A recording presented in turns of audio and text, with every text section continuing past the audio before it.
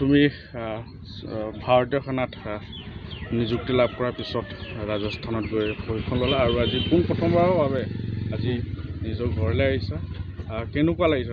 স্থানীয় ৰাইজো আৰু শুভাকাংক্ষীসকলৰ ফুলাম গামোচাৰে তোমাক মৰম যাচিছে, এই মুহূৰ্তত কি জনাব? কেনেকুৱা লাগিছে? পোনপ্ৰথমতে মই ক'ব বিচাৰিম যে মোক ইমানখিনি মৰম যচাৰ বাবে সকলোকে অশেষ অশেষ ধন্যবাদ জ্ঞাপন কৰিছোঁ। আৰু ৰাজস্থান মানে মোক ক'ব গ'লে চবেই কয় ৰাজস্থান মানে এখন মৰুভূমি হিচাপে জনা যায়, কিন্তু ৰাজস্থান হৈছে মোৰ প্ৰথম কৰ্মভূমি, প্ৰথম জীৱনৰ কৰ্মভূমি। আৰু ৰাজস্থানত ট্ৰেইনিং চেণ্টাৰটো খুবেই ভাল, বাকী ট্ৰেইনিং চেণ্টাৰৰ তুলনাত মানে টোটেল RTCৰ ভিতৰত ৰাজস্থান RTCটো বহুত ভাল, ট্ৰেইনিঙো ভাল, প্ৰশিক্ষণো ভাল দিছে। আৰু আজি 4.5 মাহ ট্ৰেইনিং কমপ্লিট হৈছে আৰু মিড-টাৰ্ম ব্ৰেকত ঘৰত আহিছোঁ। ঘৰত আহি খুবেই ভাল লাগিছে, যিহেতু 4.5 মাহ দিন অশেষ কষ্ট হৈছে। আৰু সদায় ভাবোঁ যে কেতিয়া ঘৰত আহিব পাম। ইমান দিন ৰাতিপুৱাৰ পৰা ৰাতিলৈকে যিহেতু কষ্ট হয়, সকলো ধৰণৰ ক্লাছ প্ৰশিক্ষণ চলাই আহিছে। আৰু আজি ঘৰত আহি খুবেই ভাল লাগিছে। 4.5 মাহৰ মূৰত আজি ঘৰত এসাঁজ ভাত খাব পাইছোঁ, ভাল লাগিছে খুবেই।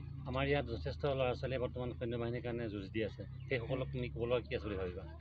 হয়, মানে কেতিয়াও হাৰ মানিব নালাগে। জীৱনত অশেষ কষ্ট আহিব, আৰু এবাৰ নহয়, দুবাৰ নহয়, বাৰে বাৰে মানে সকলো ফালৰ পৰাই মানে এনেকুৱাকৈ আপোনাক ধৰক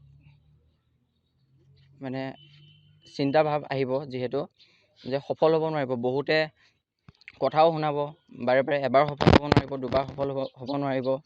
বাৰে বাৰে কথা শুনাৰ পিছত যিজন ল'ৰা হাৰি যাব নালাগে কেতিয়াও।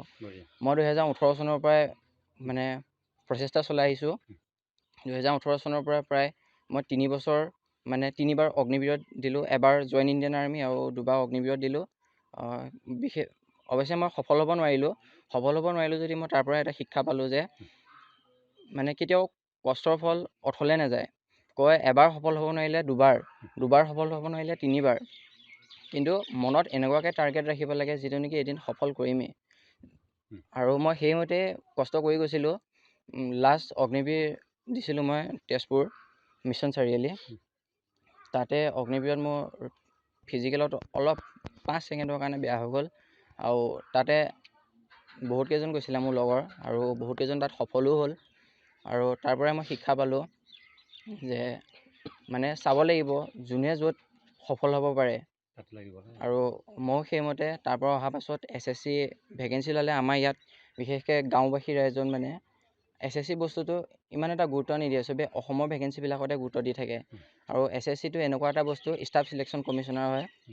তাৰে ভিতৰত আগতে এক্সট্ৰা ভেকেঞ্চি ওলায়, SSF হওক, আছাম ৰাইফল, BSF, ITBP, চব এক্সট্ৰা ভেকেঞ্চি। তাৰ পৰা এতিয়া SSC বস্তুটো এনেকুৱা এটা বস্তু, চব মানে একগোট হৈ থাকিব। তাত SSCও থাকিব, BSFও থাকিব, CRPF থাকিব, ITBP থাকিব, বহুতকেইটা বল তাত নিয়োগ হৈ থাকে। তাৰে ভিতৰত তাত ফাৰ্ষ্ট হয় ৰিটেন ক্লিয়াৰ কৰি হোৱাৰ পিছতহে ফিজিকেল, মেডিকেল হয়, আৰু লাষ্টত হয়। ইয়াৰ ভিতৰত মোৰ CISFত পৰিছে, চেণ্ট্ৰেল ইণ্ডাষ্ট্ৰিয়েল ছিকিউৰিটি ফ'ৰ্চ। আজি সফলতাৰ মূলতে কাক ধন্যবাদ কৃতজ্ঞতা জনাবা? হয়, পোনপ্ৰথমেতো মই ক'ব বিচাৰিম মোৰ দেউতা, যিহেতু মই যিমানটা ইণ্টাৰভিউ দিছোঁ মোৰ লগতে গৈছে, আৰু মাও বহুতখিনি সাহস দিছে।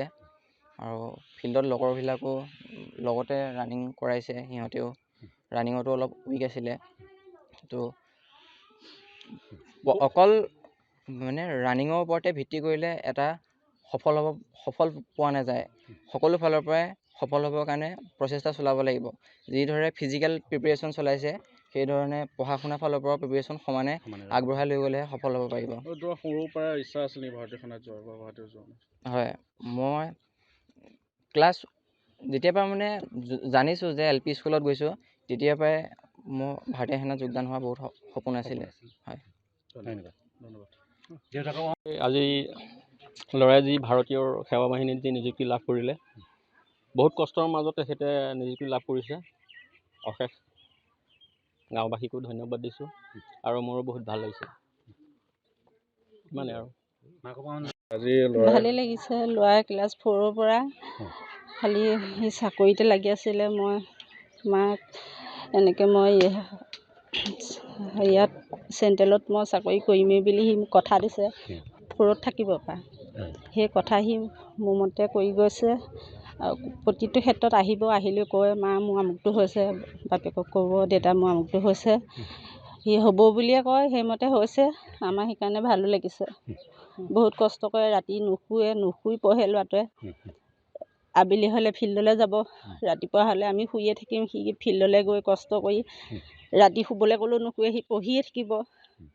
বেয়াও লাগে, ল'ৰাটো ইমান কষ্ট হয়। বাকী লগৰ ল'ৰাখিনি দেখোঁ ঘৰতে দেখোঁ বা ৰাতিপুৱা শুই থাকে, আমিয়ে শুই থাকোঁ, সি উঠি গুচি যায়। বেয়া লাগে। ভগৱানকে চিন্তা কৰোঁ যাতে ল'ৰাটোৱে সফল হওক, সেইমতে ল'ৰাটোৱেও কষ্ট কৰিছে। গাঁৱৰ ৰাইজেও আশীৰ্বাদ হৈছে, ভাল লাগিছে। ধন্যবাদ। যিকোনো খবৰৰ বাবে যোগাযোগ কৰক 7099017330 লগতে 7099017110 নম্বৰত।